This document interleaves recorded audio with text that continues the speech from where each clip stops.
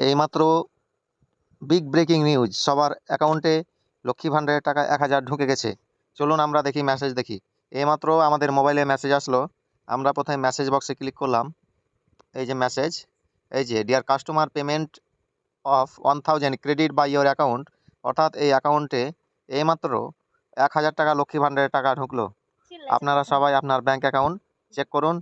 এইমাত্র লক্ষ্মী ভাণ্ডারের টাকা 1,000 টাকা সবার ব্যাংক অ্যাকাউন্টে ঢুকলো।